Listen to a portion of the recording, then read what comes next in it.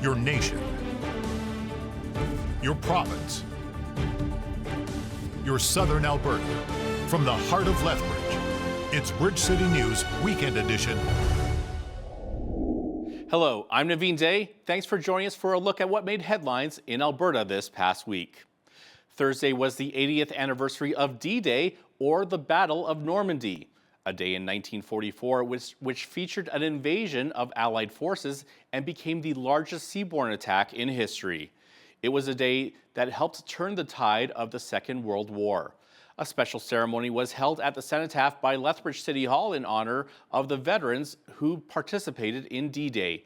BCN's Heidi Echeverria was there and has the story. The Battle of Normandy, also known as D-Day, will always be a day to remember.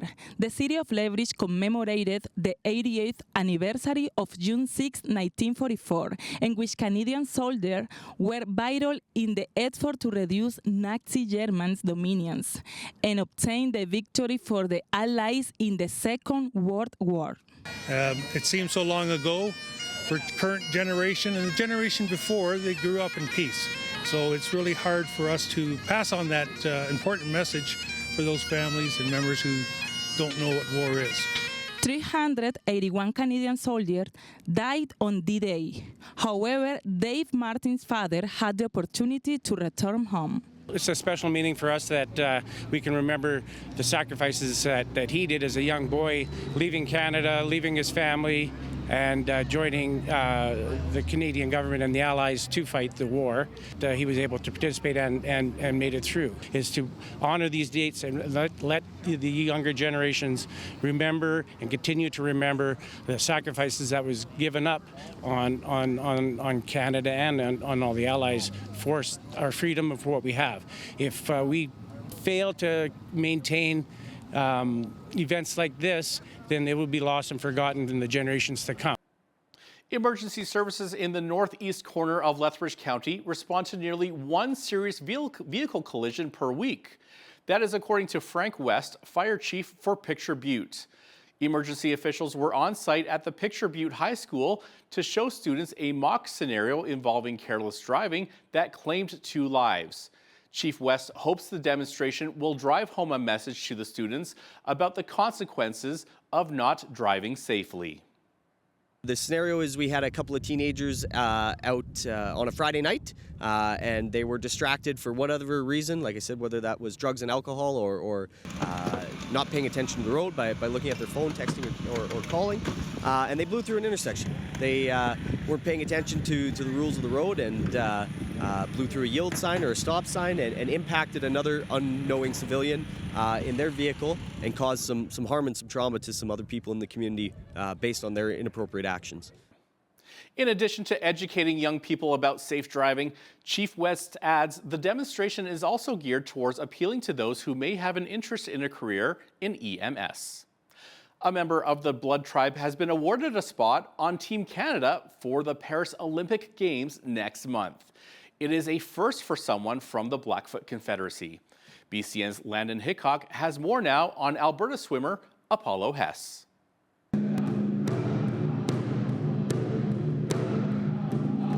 A special ceremony took place in recognition of a young member of the Blood Tribe. Here in the community of Standoff, 21-year-old Apollo Hess received a headdress transfer ceremony in celebration of his spot in this year's Summer Olympics.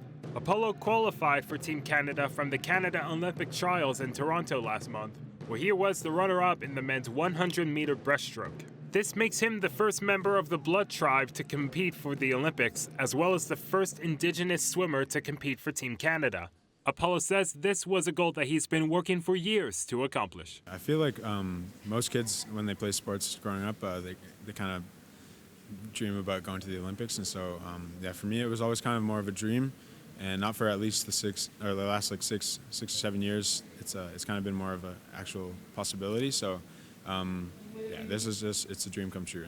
Apollo has won 2 national titles at the Youth Sports National Championships when he was studying at the University of Lethbridge. Apollo says that he's proud to represent the Blood Tribe Nation, which is the largest First Nations reserved by area in Canada. I'm just excited and yeah, I'm just very proud of where I come from. Apollo will make his way to France in late July to compete in the men's 4x100 medley relay, where he'll not only represent his community, but his country as a whole. The trial of two men charged with conspiracy to commit murder at the Coutts border blockade protesting against COVID-19 mandates is now underway. BCN was at the courthouse and has more details after this short break.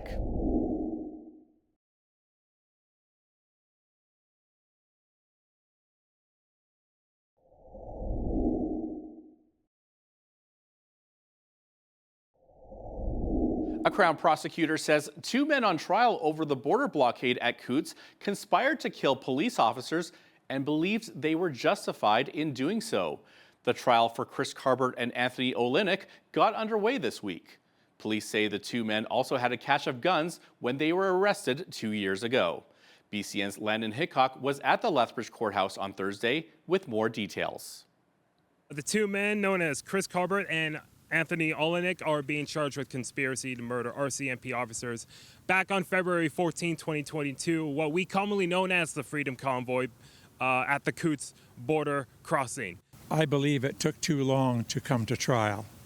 843 days to the beginning of the trial, with these men in remand, which is almost like prison, is too long for them to be locked up if they are found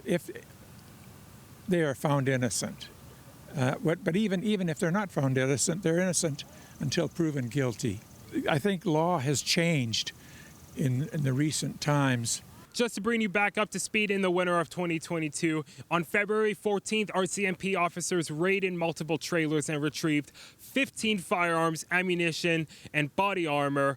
The four men in question, Chris Carbart, Anthony Olenek, which are being tried today, and Christopher Lysick and Jerry Morin, which were charged back in February of this year, were all charged with conspiracy to murder police officers back at the Coutts border crossing. The latter two men, Lysick and Morin, have been released, but not before being charged with unauthorized possession of handguns and conspiracy to traffic firearms.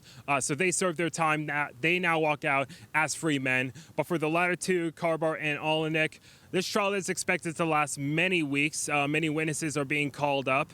The final possible day I've been told of this trial is the 19th of July, so well over a month from now. So for more updates, we'll bring you them as they come along. The Alberta government has finalized a new air rescue contract. Government officials say the province signed a 10-year deal with Shock Trauma Air Rescue Services, also known as STARS. Officials say the new deal will ensure emergency medical services will remain available across the province. STARS has been vital, especially for those who live in rural and remote communities. Our government believes that every Albertan deserves access to the very best quality health care, no matter where they are in our province. This collaboration with STARS will help us to deliver exactly that by extending our reach to the remotest corners of Alberta and beyond, so that Albertans can always rely on access to the best emergency services. STARS operates its own dispatch center, the Emergency Link Center, based at the Calgary International Airport, which dispatches helicopter ambulance flights throughout the province. Social Services Minister Jason Nixon says seniors lodge providers will be receiving some more funding. $60 million will go to support our province's lodge assistance program. That is a $20 million increase from last year's budget. This funding will help cover the additional operating costs to ensure seniors lodge operators have the funding needed to provide their services to low-income seniors. And given the rising costs of living and inflation, this is an increase that is needed. Our providers are seeing the same challenges that each and every one of us is seeing because of the inflationary situation as the cost of everything goes up. This funding is a 55% increase per person per day to our lodge program. It's a significant number. And I hope that our lodge operators see that we hear the challenges that they're facing and continue to value their partnership and want to partner with them going forward to be able to create the homes that we need for seniors across this province. Over $22 million is being invested by the province to help foster kinship and other caregivers for youth in government's care. Children and Family Services Minister Cyril Turchin says these funds will help provide stable and loving homes for vulnerable children and youth who need a safe place to stay. This is going to mean that an immediate 4.2% increase in funding for those caregivers will take effect beginning of June, with additional increases in the future. And we know that this was the largest ask by foster caregivers throughout the entire province when I've met with them as I've been traveling around. Lethbridge specifically, there are 36 approved and licensed foster care providers, and they care for about 63 children and youth. In the South region, in southern Alberta, there's approximately 1,500 approved and licensed foster care providers, and they serve approximately 3,000 children and youth. Is coal mining necessarily always a bad thing? Up next, citizens supportive of Crow's Nest Coal joins us to share their interesting perspectives.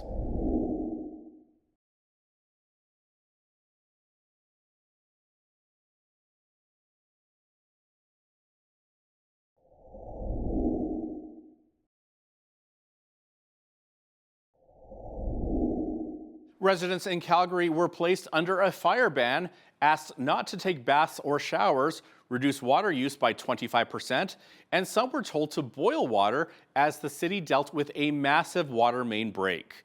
City officials issued the warning and declared Stage 4 outdoor water restrictions following the main break in the city's northwest.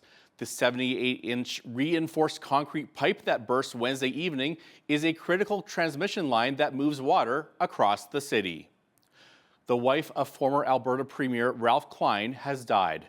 Colleen Klein was 83 years old. Lisa Pinder wrote on social media that her mother had a brief period of failing health.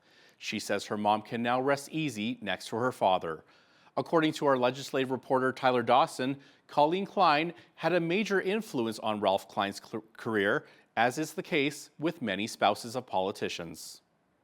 Some of the obituaries that have been written about Colleen Klein in the last 12 hours or so have said, that she used to vet many of the decisions that Ralph made when he was premier and when he was running in politics, both as mayor of Calgary and as premier. So you really get a sense that she was a very important part of his political life, not just his home life and his personal life, but was responsible, at least in part, for some of his successes as the premier of Alberta. And of course, he's remembered with a lot of fondness by a lot of Albertans, certainly some contention over some of his decisions made and some of his legacy, but still I think a premier that a lot of people look up to. Premier Danielle Smith has mentioned his name before, and she actually posted quite a nice condolence on X, formerly Twitter, on Tuesday evening about Colleen Klein. So and I'll just leave the watchers with one other thing, and people may recall that Federal Environment Minister Stephen Guilbeault, when he was a Greenpeace activist, they targeted the Klein family bungalow in Calgary and climbed up on the roof. And the couple's daughter, Teresa, in one of the obituaries was saying that her mom, who was at home alone at the time, had a broomstick ready and a fish bonker by the side of the bed. So she was ready for battle against the Greenpeace activists that day. The Blood Tribe announced that they are seeking public input regarding a new family preservation code. Tanya Pace-Crosschild, who is the code coordinator, says this will allow officials to understand the needs for the Blackfoot community members and to learn from those who have been in the child welfare system. She says regaining control over child and family services is essential for healing and addressing injustices faced by the Kainai Nation. Throughout the summer, community engagement information sessions will take place on the Blood Reserve, along with Lethbridge, Calgary, and Edmonton. We all know that nicotine is addictive. Raising awareness about the harm of commercial tobacco and other products containing nicotine is an initiative carried out by Alberta Health Services. Dr. Brent Friesen with AHS says it is wrong that tobacco companies are going after and marketing their products to children. Commercial tobacco and vaping companies are specifically targeting children and youth and young non-smoking adults. And they're wanting to replace customers who have died off as a result of using the product that they'd sold to them. If they're able to get youth to try or experiment with nicotine products, there's a good chance that they'll be able to recruit them.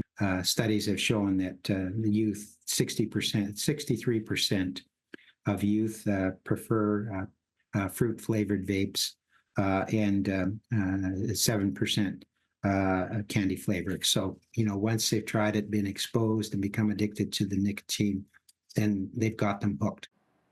Dr. Friesen adds that young people who use products containing nicotine find difficulty learning, concentrating, and remembering things. He also says they experience more anxiety, depression, or stress, and increased risk of chronic lung disease and damage. The Edmonton Oilers reached the Stanley Cup final for the first time since 2006, following a 2-1 win over the Dallas Stars in Game 6 of the Western Conference Final. The Oilers have a chance to win Edmonton's first cup since 1990 and become the first Canadian team to sip from Lord Stanley's mug since the Montreal Canadiens did in 1993. It's been a bit of a bumpy road, obviously, whether it be, off years or, heartbreak in the playoffs or whatever it is. This was always part of the plan to be in this moment, and I think the group has always stuck with it, and we've always believed in ourselves and each other, and, knew that this, to put ourselves in this position was always a possibility, and feels good to have done that. According to a recent poll, Albertans are unhappy with 3 bills tabled by their provincial government. Tyler Dawson explains after the break.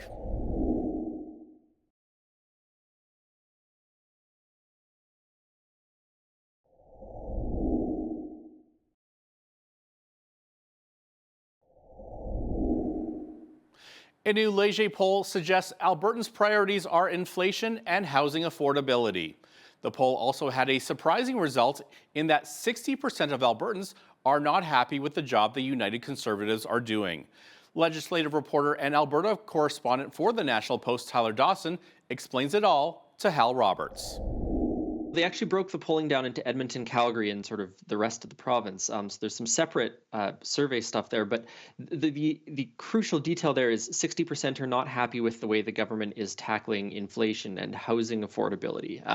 It's not sort of the entire broad swath of what the provincial government is up to, but it's specifically on these top 2 concerns. Now, I don't think anyone is surprised that Albertans are saying their top priorities are inflation and housing affordability, and of course healthcare as well, always sort of a perennial top 3 contender for biggest issues. But when you have 60% of people saying that the government isn't doing a particularly good job on these priority files, then you've got perhaps a little bit of a problem. And I was looking at this week and thinking, well, what is the provincial government doing at the moment on affordability? And I think probably part of the political problem that they have right now is that a lot of these measures were announced in 2022, 2023, and have come to an end. The fuel tax relief is a great example. That's come to an end. That full 13-cent fuel tax is on every liter of gasoline you buy at the pump.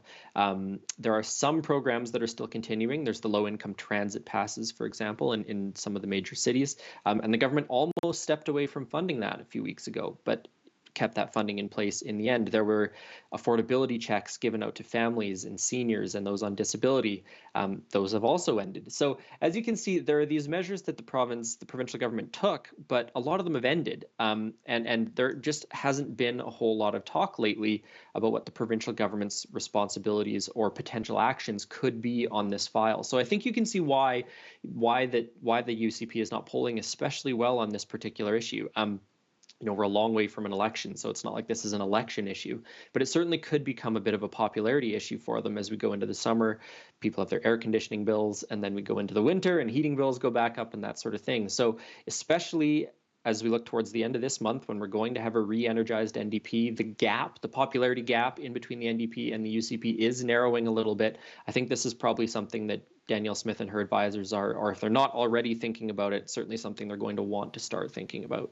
Now, hey, Tyler, the same Leger poll says Albertans are not happy with 3 UCP bills. Which are they?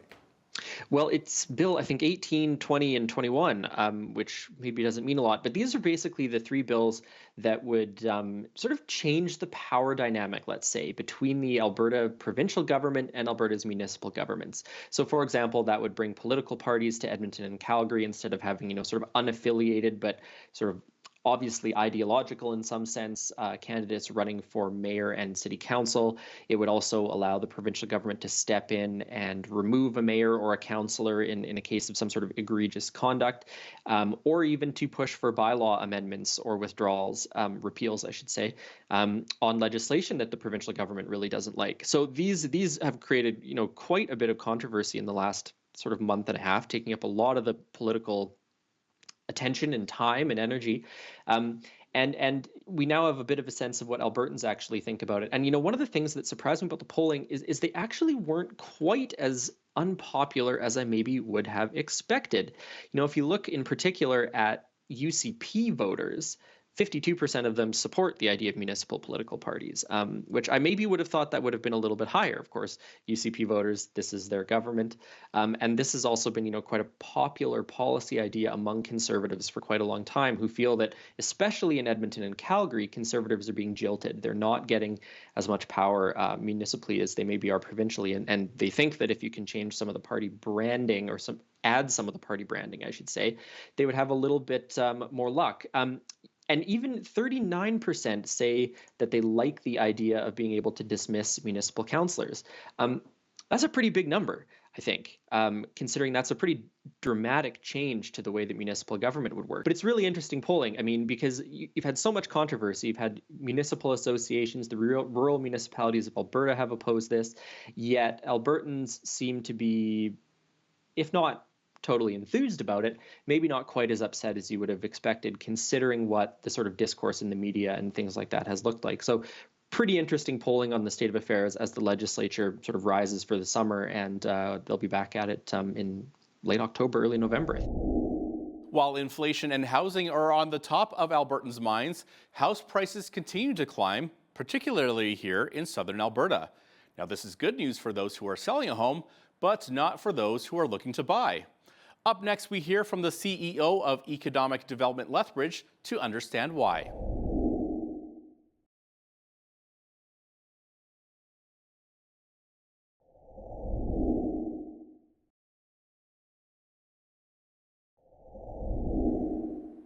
The average price of Lethbridge houses has risen quite significantly since last year. BCN's Jeanette Rocher sat down with the CEO of Economic Development Lethbridge, Trevor Lewington, to explain if this is good news for home buyers and sellers. And speaking of good news, Lewington also discusses the announcement of the $222 million new cold storage facility to be built in Coaldale. It's great news.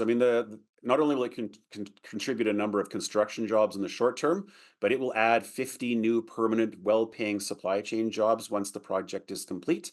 And of course, property taxes to the town of Coaldale once they're operational. But it's really more important when you think about Canada's premier food corridor, which stretches along Highway 3, and you think about adding new cold chain or frozen storage, really gives a lot of options to local processors, how they store and ship their products. And New Cold has a very long history of using very advanced technologies in their facilities. They operate in North America, in Europe, as well as Australia, actually. And so it's great to see a global player like them invest in our region. Tells me they understand the potential of what's going on here. Yeah, and it makes so much sense to put it right there in Coaldale, right in the heart of it all. Absolutely. Okay, so where are things at with the new Lethbridge and District Exhibition Agri-Food Hub? I know they ran into some serious financial challenges recently. So are there any signs that things are starting to trend in a bit of a better way? Yeah, so there was a projected deficit this year for 2024 of about $6.5 million for the Lethbridge and District Exhibition. I know the staff are working real hard over there, both reducing expenses and controlling their costs, as well as trying to find new sources of revenue, of course. Part of the process, so the City of Lethbridge signed a memorandum of understanding with the district, Lethbridge and District Exhibition, and part of that involves a third-party review of their operations, hopefully to give that outside perspective on what could be done differently. And that process is just about to begin, so hopefully we'll learn some things as that report is being created. The key is really booking new events and really finding ways to utilize that impressive space. It's a world-class facility, and just the first week of May was one good example. There were 3 events held simultaneously on the very first weekend. There was the Alberta Esports Provincial Championships, there was Geek Fest, and there was also the High Level Innovation Conference. So if you were there that weekend, it it was amazing to see these three big, well-done events in the same building, really a lot of buzz and traffic, and we just need to do more of that to make sure we're using that great facility to its maximum potential. And switching gears here to the housing market. So the prices of houses have risen quite significantly since last year. So is that good news, Trevor? And do we know what is driving those prices up? Yeah, I think it depends a little on your perspective. It's great news if you're selling. It's not so good if you're then buying. Lethbridge was, again, a bit of an outlier. In 2023, housing prices on average in Lethbridge grew about 22%, whereas the average for the rest of Alberta was only about 12%. So Lethbridge grew almost double the pace of the rest of the province. A chunk of that is driven by population gains. So Lethbridge grew by 3.4% last year. And so in real numbers, that means we have about 4,500 new people in our region that we didn't have a year before. And so those 4,500 people have to find a place to live or to rent, right? And that's actually the fastest rate of growth we've seen since we've been tracking those numbers since 2001. At the same time, we added all of these new wonderful humans to our region. Housing starts were way down in 2023. So we dropped from about 816 in 22 down to just 243 last year. So that created a real short supply at a time when demand has never been higher. And that, of course, pushes prices up. So we've seen housing starts rebound this year. There's lots more supply being added to the market. That's really great news. But population shows no sign of slowing down. There's still a lot of movement from other provinces across all of Alberta. Alberta continues to outpace the entire country in terms of population. So I think Lethbridge will still see the pressures of that moving forward. Yeah, I think it surely will. And with that said, Trevor, do you foresee a housing crisis happening here, kind of similar to what Calgary is going through right now? Yeah, I mean, like I said, the good news is housing starts are up, so that's important. Also, it's in the multifamily category, which is typically where most families start, whether it's an apartment or a condo or something like that. The city of Lethbridge itself is undertaking a review of the land use bylaw, and the reason that matters is, of course, making zoning and building easier, which is hopefully the outcome of that process. And a number of communities around the city within the broader region have undertaken similar activities. So it's a combination of tactics from multiple levels of government, but we need to try and make it easier to build homes. We needed to make it more affordable for people to get into them. Is coal mining necessarily always a bad thing? Up next, citizens supportive of Crow's Nest Coal joins us to share their interesting perspectives.